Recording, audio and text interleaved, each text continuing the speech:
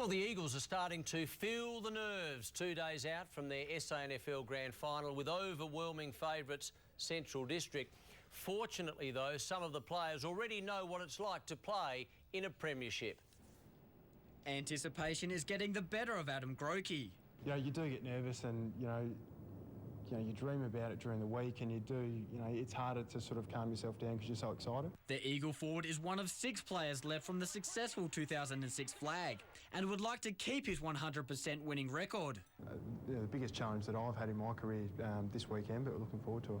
One of Grokey's good mates will play his last match for the Eagles on Sunday. Lee Treby is returning to Victoria and Grokey wants to send him home with another premiership. I mean, I'm pretty close with Lee and we've had a fantastic relationship while he's down here and, we go surfing every weekend and he's a fantastic bloke. So he's put a lot into the club and I think it would be fantastic to send him off in the right way. Preparations have already begun for the post-match party and Eagles football manager Trent Henschel hopes it will be a celebration. Centrals have had a fair domination over the competition, so I think be nice to see someone else on top and hopefully that's us. Included in the 25-man squad, Ben Grieger and Angus Roundtree are strong chances to play.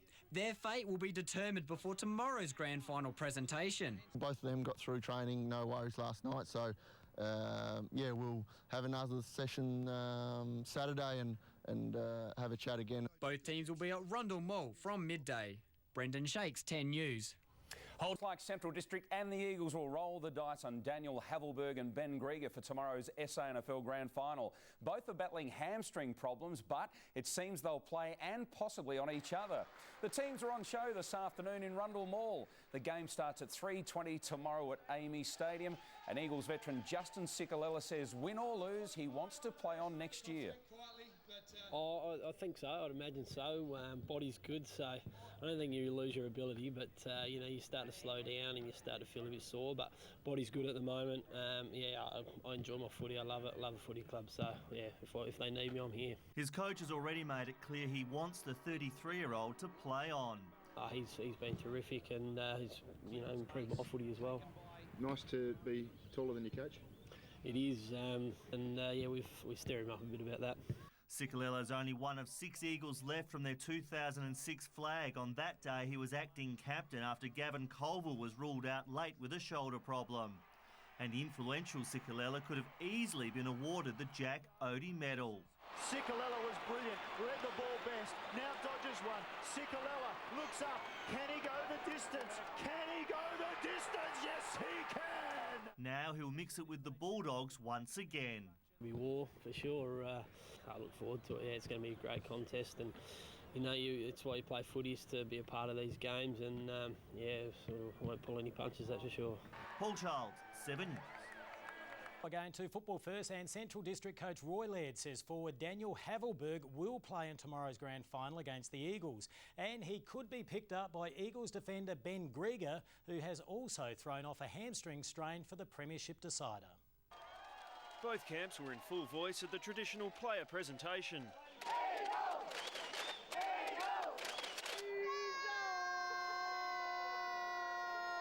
But Burleigh Bulldog full forward Daniel Havelberg was keeping tight-lipped. Feeling good. He's feeling even better after his coach declared him a certain starter. Havelberg's likely opponent was more bullish about his fitness. It was looking a little bit sketchy there for a minute, but the scans came up all clear with the hammy, so right to go. Central won all 3 contests between the sides this year, but not by much. They've led us in a number of those games, so we respect them highly. We've played a lot against each other over the years and on big stages. So we've come here to win the game, so there's a lot of expectation with our group, and we think that we've got the game to do it. Norwood legend Gary McIntosh thinks the Dogs owe their dynasty almost exclusively to the Gowans, who stand to become the first men in SANFL history to play in 10 premiership sides. It's probably more luck than choice or just us, but if they want to say it, we'll take it. Don't worry. Especially for a man like that, he's a champion of the game at that. Conversely, 17-year-old Eagle Jimmy Toumpas is hoping to taste the ultimate in just his 4th league game. I'm just so surprised to be here from the start of the year and just to get to a grand final, just a real good experience. Only time will tell if the Eagles can loosen Central's stranglehold on the trophy. Pete McDonald, 9 News. Should be an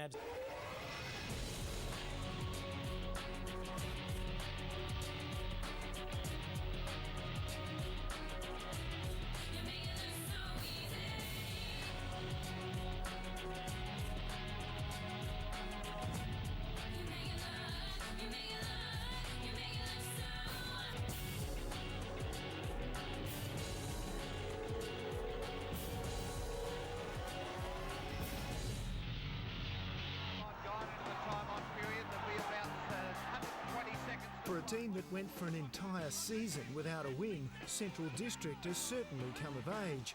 Born in the 60s, in the same year the Beatles toured Australia, Roy Laird's Bulldogs have shown an entire generation that they're the kings of football. In 2011, the juggernaut from the north will roll into its 12th grand final in a row. A victory today will make it 10 flags since the turn of the century. An amazing feat for any team and an extraordinary achievement for two brothers who've been along for the ride the whole way. In what might or might not be their last season with the Dogs, the Gowans twins hope to beat the great Jeff Motley for the most SANFL premierships won in a lifetime. Looking for flag number 1, Michael Godden had big shoes to fill when Ron Fuller travelled south for the summer in 2009. He couldn't have asked for a better chance to prove himself today. With the scent of their 2006 premiership still strong in the air, the Eagles have found a new strength born of a finals campaign that saw them fight to the bitter end every week. All it did was make them more determined. We've been bringing the SANFL into your lounge rooms for nearly 3 decades, and it's our pleasure to entertain you today as South Australia showcases the very best of the best. From Football Park, it's the 2011 SANFL Grand Final, Central District versus the Eagles. Certainly the Doggies won't be expecting a shaky start this afternoon. They're very confident going in against the Eagles, who are the last team to beat the Doggies in a grand final. We go back to 2006 for that premiership. And Sticks, you've had 5 minutes to think about it. Do you think the Eagles can do it again this afternoon? Look, I think they're in the grand final, so that's the first start. So I think they're a genuine start, a genuine chance. They need to get away to a good, solid start, though. That's going to be the key to this game. Absolutely. Let's have a look at what unfolded in 2006. There it is. The Eagles win in 2006. Ron Fuller embraces. So many times the bridesmaid, but now they finally win one. Ron Fuller and the boys, after 4 unsuccessful attempts, finally breaking through for a victory over those Dogs, and they'll be certainly back, and they are back again this season. They've made it through to grand final number 12 in a row. The Eagles are there as well. Let's see what unfolded, though, through the final series. Start with the first set. And the kick forward, not too bad. Redden with hands to it. Bloomington is going to add something around the packs, and he does this time. He adds a goal. Into the path of one of his own players in Ormond, off to Tupers, and Tupers closing from 40. A great finish by the young man. Grokey takes one grab and Crab goes to ground, and that allows Grokey to spin around and kick another one. It Sticks quite simply a thrashing in the end. Yeah, look, they had to respond after the week prior to that. They were embarrassed the week prior to that. They come back and they actually had an emphasis on tackling, and I think that's where they really overrun South Adelaide. And Central's in their 12th straight second semi-final, looking for another win. Hayes, who turns around and gives it to Williams, who ran down the ground pretty well and kicks a goal. Havelberg out to Williams, thought about the kick to Goodrum, in a better position, stands, delivers, goals. G. Callanan was good in that situation. He hooks it back, miraculous, amazing, unbelievable. Callanan's kicked it off it. Forget about all those miraculous things. It was simply a shutdown job done on Norwood. Certainly was. Centrals are the second semi-finalist specialists, and they proved that once again.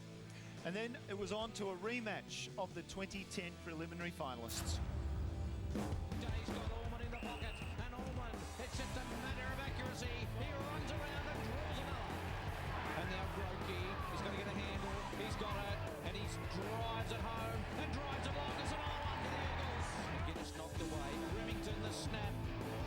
It's rolling through. On the right side for a left footer. Taken by Treevey. Left footer for some icing on the cake. He kicks it. It was, in short, an Eagle romp. It certainly was. They rebounded strongly after their last final against Norwood. The two coaches, well, in some ways contrasting in their reaction to the win. Michael Godden with a little bit of a fist pump, and He's been to a grand final before as a reserves coach at the Bays and been successful there. On the other hand, Roy Laird, all but expressionless really, just a steely determination. It's been a tough year for Roy. They've had quite a turnover of players and a lot of troubles with injury. This whole year for us has been up and down in many senses, especially with injury. Again, out of the second semi-final, we get an injury that day that we haven't worked through yet. So, and look, there's always new nerves. We've got 6, 7 new players who's about to experience that week leading up to a grand final. Brings change to your group, to your playing group. All the other experienced players get on board with that youth that's coming through. So it's an exciting time for all of us. It is 120 minutes and we start on 0, so with the fact they won last year and the year before makes no difference to us now. It'll make no difference at half-time, at three-quarter time. It's just we've got a job to do. We've got to back what we've been training to do all year and try to execute it as best we can. We probably can't really control how good they'll be. We just got to control how good we can be. Our game is based heavily on pressure, and we like to try and get at the opposition. So from that sense, you're really the hunter. That's how we look upon ourselves. We want to apply as much pressure as we can to an opposition, and then hopefully allow our skill level after that to benefit from that. So, yeah, look, I think everyone at this time, you just want to hunt the opposition.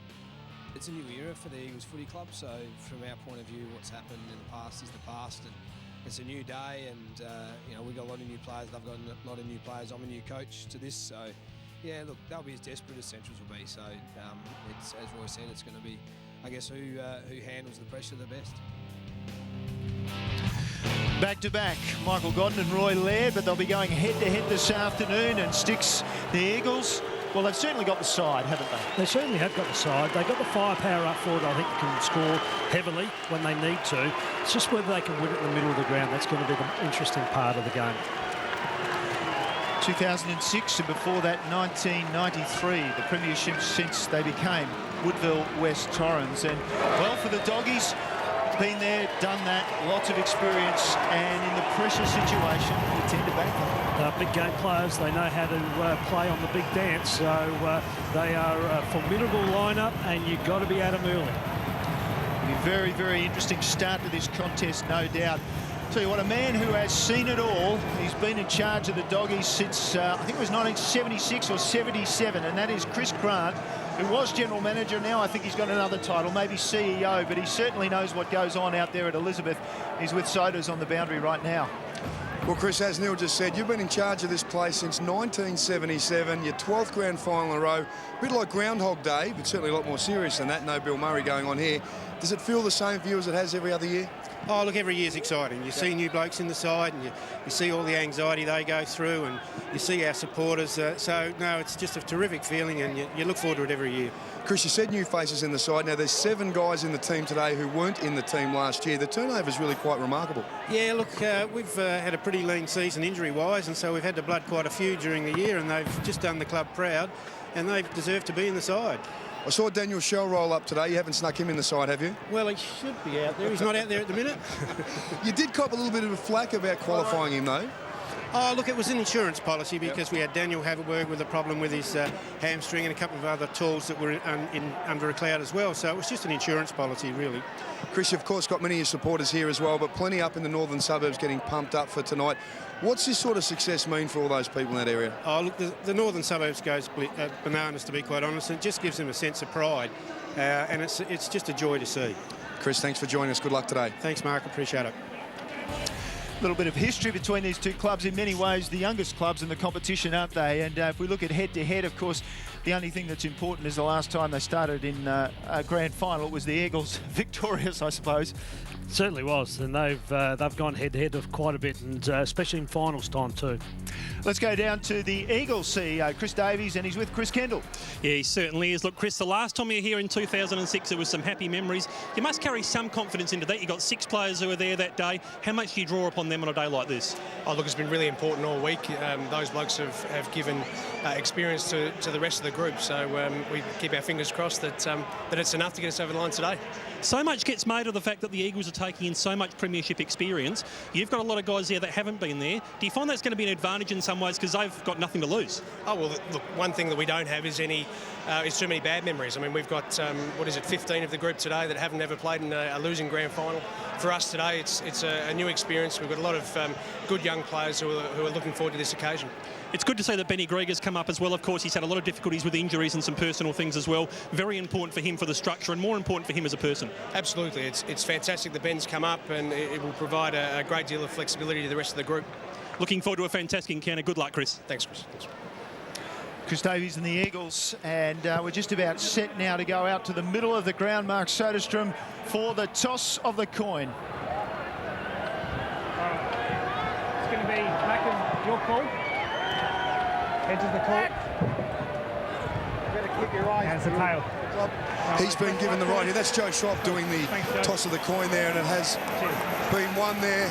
And let's get stuck in it. We had a few problems with our audio, but we're ready to go. Paul Thomas winning the toss for the Central District Footy Club. Again, another player who is very, very, very able to perform in the big game. Sticks, there's no doubt about that. Certainly is. He's that captain that really holds them together. He's the one that they look to go to with when they get a problem. He goes to that player and shuts them down. Has won a lot of medals on Anzac Day. Hasn't won a Magarey medal. Let's talk about the Magarey medal this season and what unfolded for James Allen. Just quite magnificent, and his ability to collect the ball so often, and now a three-time medalist. Absolutely. A good, honest footballer that racks up getting the positions. And why does he rack up getting positions? Because he works so hard. He just works all over the ground. His endurance to run really hard towards the end of the game, I think that's what enables him to get so much possession of the ball. James Allen, a worthy winner, and perhaps no longer a chance of being in the AFL, but nevertheless, a worthy winner of the Magarey medal.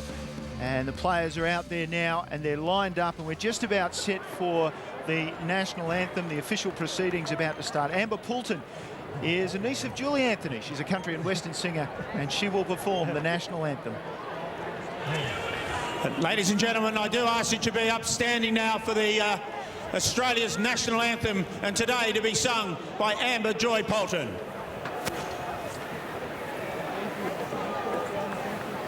Look around you, boys, enjoy it.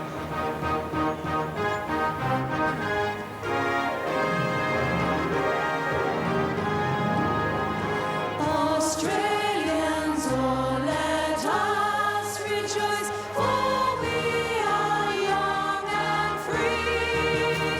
We've golden soil and wealth of toil, our home is glad free. Our land abounds in nature's gifts, our beauty rich and rare. In history's page, let every stage advance Australia fair. In joyful strains, then let us sing, advance Australia fair.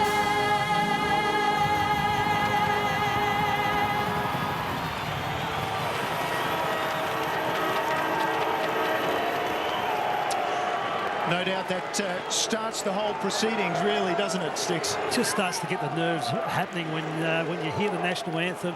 You break your positions as a coach. Your heart's starting to race a little bit more, and with the outcome of the game, so important, that first bounce. Well, let's find out the team news. We'll start with Sodas and Centrals and Sodas. The question was always about Daniel Havelberg. Yes, it was. Look, he has come up. He did tweak that hamstring on the eve of the second semi-final. He got through the second semi-final okay, and has got through the past couple of weeks. So he is in the side. Look, that lineup is chock-a-block full of experience. 55 premiership medals amongst that group. Tom Dunn comes into the side for his first grand final after his ankle problem kept him out of that second semi. One of 6 dogs without a premiership medal in the lineup. Unlucky, of course, Justin Hardy tweaked his quad in the last 5 minutes of training on Monday night.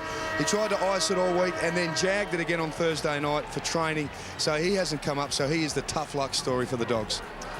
And for the Eagles, well, 6 is the magic number there, because that's how many of this Eagles team played in the 2006 Grand Final. There's always hard luck stories in Grand Finals every year, and this year Travis Lane and Angus Roundtree were the unlucky two that will be sitting out.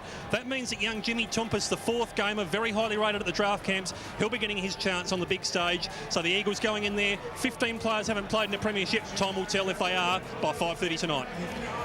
Thanks to Soda's end of Chris, and as we look at the Eagles just preparing to take up position, as you mentioned, Sticks, lots of deep breathing now. There is a lot of deep breathing now. There's a lot of thoughts through your mind, and I think Roy will be going through that at the moment. Has he got his matchups right? Is he comfortable with what's going to go out there? And the Mike Godden will be exactly the same. He'll be thinking through his matchups. Have I got it right? He'll be watching as the players break to their positions and who's going forward, who's going to start in the middle, and he's got a lot of stuff going through his head at this point in time. Watch for the Eagles to make an early statement? Yeah, absolutely. I think that's from the ruck. They need to make a statement from the ruck contest. Craig Perry's first jump against Jason Sutherland is going to be the one. If he can make a really strong statement and really charge in hard at him and make a strong statement, hey, Sutherland's he's not going to back down either. He's going to be at him, and so is Gowans, as we see here. All right, we look forward to a great contest. We're just about set. It's the 2011 Grand Final. Here's Michael Maynard. This will be a brilliant game of football. The umpires will handle it superbly, no doubt. There's a lot of pushing and shoving. I saw Lee Trevey and James Gowans, and now Sikalella and James Gowans. That's been a war that's been going on for many a long year. The siren sounds for the 2011 SANFL Grand Final. Umpire Gary Feeler with ball in hand. Parry might have got the better of that. In they go. And a big pack develops, and the umpires will need to stamp their authority early too, Sticks. They certainly will, especially early when you're looking for some tackles and head-high sort of stuff. There's going to be a lot of pushing and shove, because what you get is you get a lot of players trying to go to an opposition player because of a match-up situation. So there's going to be a lot of pushing and shoving around the contest. We'll keep an eye on those matchups for you. Parry beautifully down to Sikalella, who's caught by James Gowans. And the umpire said a free kick will go to the Doggies. Callanan, who kicks out looking for O'Sullivan. He's outside 50. Goes with a handball over the top. Marginal Goodrum. Dispensed with by Day. Taken by Raymond. Half-distance kick. Not good enough. Handball comes out from Gowans. Williams. He's caught. And there's plenty of pressure on. And the umpires are going to keep the whistle blowing. They're also going to play holding the ball fairly quickly today. I think that's a good tactics from the umpire in terms of they want to actually stop the players crashing into each other early. Sikalella got it to Allman, whose kick out very, very wide has gone too far, and Chris Gowans takes the mark for the Bulldogs. He will look at going down the boundary line to find James. Will they be playing their last games for the Bulldogs? Short kick up is okay to Schiller. And he's a couple of kicks out from goal, young Jared Schiller, who's really come of age this year in the Bulldogs lineup. He's had some tough jobs to do this year. He squares it up. Sutherland's getting back. Parry missed what he probably should have taken. I thought it was a free kick to Parry off the footy. Sutherland just held on a little bit too long. And the free kick goes to the Eagles. And it's play on advantage. And Goldsworthy now a little bit undecided. Gave it to McKenzie, and he's so steady, and that time he was too. And this is Hall. He drops it over the top to the good run from Goldsworthy. He can cut back inside to his left foot. That's what he's going to want to do. In fact, he goes by hand. Off the Hall. He breaks and looks inside 50, and that's a good kick for Staple. He's been a workhorse up forward all season for the Eagles. He's got a couple of leads to look at, but he's ignored them. And Lee Staple, who has kicked a goal from this distance a couple of times in the final series, will line up as we just look at the passage of play. And Chris Hall's delivery was superb. Staple. 23-15 across his entire season. Comes in, important kick. He'll have to start it on the right goalpost. He does. What a start for the Eagles. No. Just lands short, or does it? Was it touch? Goal umpire says all clear. It's exactly the start that they wanted, Sticks. Was the start that they wanted, and that was a great passage of play. It all started from down back with McKenzie's short pass. I think he hit up Hall. Hall then got it across to Goldsworthy.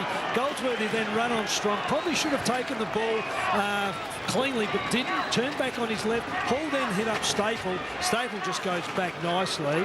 And a really tough kick from that pocket or that half-forward flank there. Hit it nicely and just got across the line. Held its line beautifully, Lee Staple, with the kick. First blood to the Eagles. Lee Staple doing a pre-season with the Gold Coast Suns this year. He's been a very important player. So too this man, Powell, head over the football. Ian Callanan trying to wrench the footy from him. It'll be a ball up. Sodas. Very fresh faces in terms of grand final experience on the bench for the Dogs. On the left there, Luke Harble, sensational in the second semi. Tom Dunn into the side today, and also Jack Hanneth, who'll be called on to help big pumper Sutherland in the ruck. On cue, Parry knocks it down.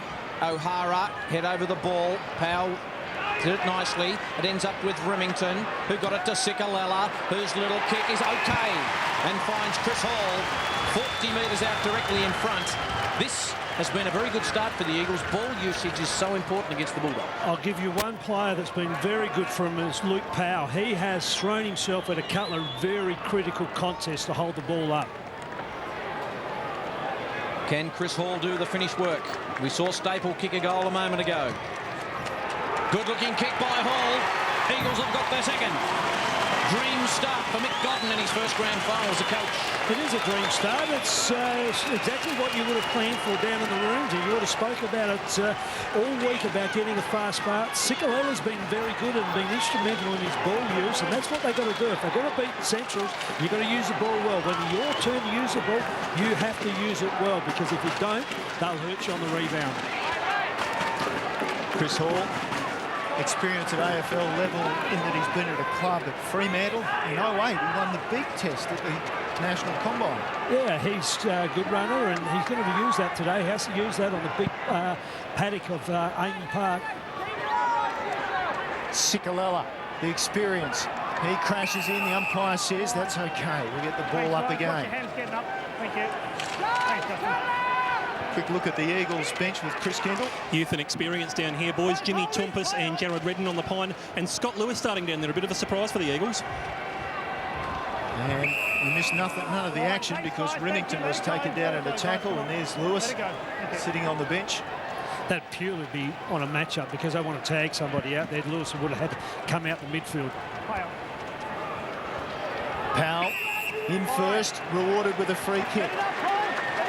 So the Eagles, through their clearance king, will go forward again. And he's got Paul Thomas. Paul Thomas has gone to him early because they've identified him as the dangerous player. Remington alive around half forward, and then inside half forward he goes to the man playing his last game of league football in Lee Treby. He centres it up looking for a mark, none forthcoming. Boyd ducked the head, took the ball and was taken as well in a tackle.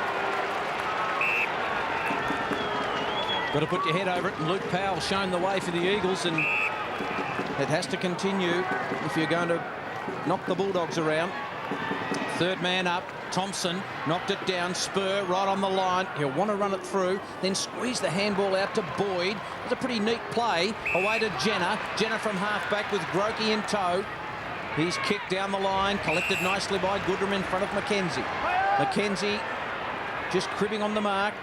Goodrum got the handball back to Jenner. Now it ends up with Williams.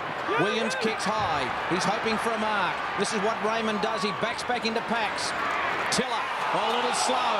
The ball jarred loose. No free kick. Goldsworthy. That put Powell under enormous pressure. And then he gets back to Tiller. Now to Raymond. Bulldogs forward line working very hard. Jared, who kicks out wide to Mackenzie, who uncharacteristically, I must say, drops the mark. A bit of a grin on the face of Mark Mackenzie. And he normally gobbles these up, Mark Mackenzie. I reckon the thought process would have been going through his mind about what he was going to do with the ball. The first thought process has got to be take the ball. Powell with another clearance. Down inside the centre square. O'Hara had the ball knocked out of his hand straight to Barmby. He was good with the recovery. O'Hara now wanted his left side approach. The hand pass was loose. Remington crashes in. That's why he's here, to add a bit of steel to their lineup, and he certainly will do that around the packs. You know it's a grand final, don't you, when you see bodies crashing in like this. There is no fear for the faint-hearted out there at the moment. Chris Gowans slips it for Thomas. Goldsworthy. Mackenzie was good with his vision, execution not quite there. The dangerous Callanan He gets it across to O'Hara. Mark that down. First kick this year off the right foot. Ball knocked out in front of goals. O'Sullivan's there. A hand pass.